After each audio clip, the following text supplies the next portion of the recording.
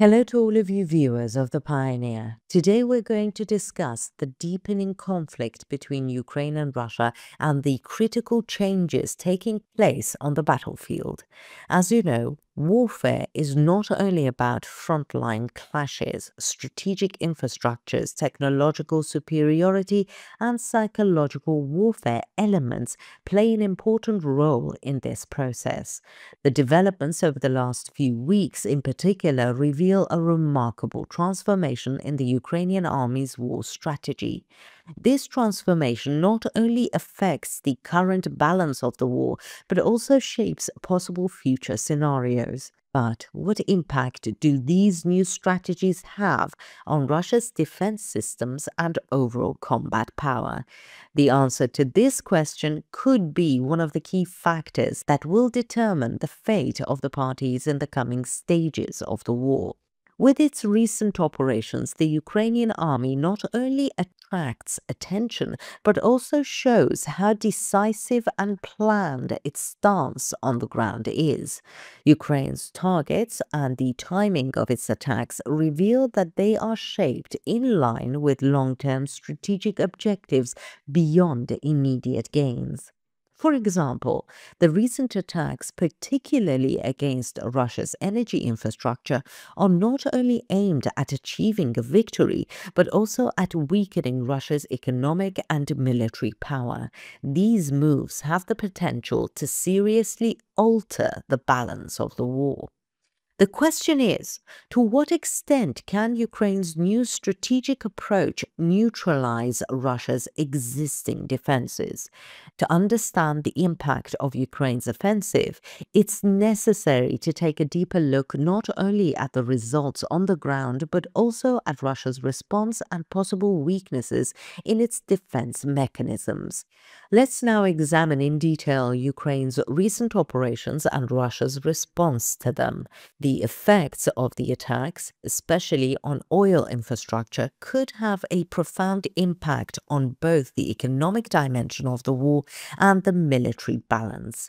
Together, we'll assess how these developments shape not only the present, but also possible future scenarios.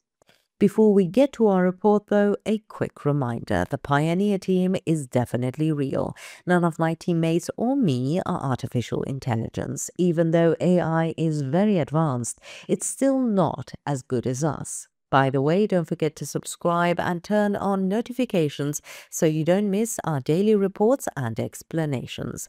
We do read all the comments you leave on our videos, so please continue to share your ideas about our content. Tell us in the comments what content you'd like to see on the Pioneer channel. And now let us begin if you're ready. The Pioneer reports. The armed forces of Ukraine continue to achieve strategic successes that will change the dynamics of the war with comprehensive and effective operations against Russia's occupied territories. These operations in recent weeks have demonstrated not only Ukraine's military power, but also its intelligence capacity and operational effectiveness.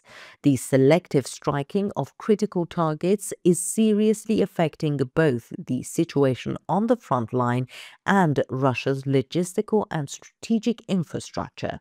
In this context, recent statements by the Ukrainian General Staff and images from the field reveal that Ukraine has entered a new phase in its war strategy.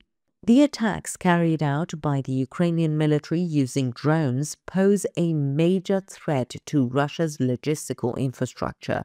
One of these strikes was against the Lysychansk oil depot in the Voronezh region. By launching a second successful operation against the same target, Ukraine continues its strategy of undermining Russia's energy infrastructure. Such attacks not only cause damage to energy supplies, but also severely limit the Russian military's mobility and logistical support in the occupied territories. Russia's inability to counter these attacks is another factor that negatively affects the morale of the soldiers in the region. Another strategic point targeted by Ukraine was the Smolensk aircraft factory. This facility is considered to be one of the cornerstones of Russia's military power as a center where modern warplanes are produced and existing aircrafts are mobilized from. The explosions and destruction caused by the attacks on the factory dealt a serious blow to Russia's air force. This disruption in the production capacity of fighter jets could negatively affect both operational capability in the short run and military strategies in the long term. Such attacks clearly demonstrate Ukraine's strategy of targeting Russia's defense industry to reduce the enemy's combat capacity. In the Donetsk region, the Ukrainian army has achieved another important success. The command center of Russia's 29th Combined Arms Army in Volnovakha was destroyed in a successful operation. The images spread on social media after this attack not only showed Ukraine's success to the world public opinion, but also sparked a serious debate among pro-Russian war writers. This attack, which reveals Russia's weakening control in the region, proves once again that Ukraine can reach critical targets with effective intelligence support. The Volnovakha offensive can be considered not only as a military operation, but also as a psychological blow. This operation, which called into question Russia's military presence in the occupied territories, had a negative impact on the morale of the people and soldiers in the occupied territories. Moreover, the images spread on social media reduced the impact of pro-Russian propaganda and strengthened Ukraine's support in the international arena. The operations in and around Donetsk clearly demonstrate Russia's inability to mount an effective air defense in the occupied territories. Although Russia defines these regions as part of its territory, its inability to control the airspace is considered a serious weakness. Ukraine's precision strikes with drones reveal Russia's lack of resources in the region and the weakness of its operational capabilities. This situation shows that the war is becoming increasingly complicated for Russia.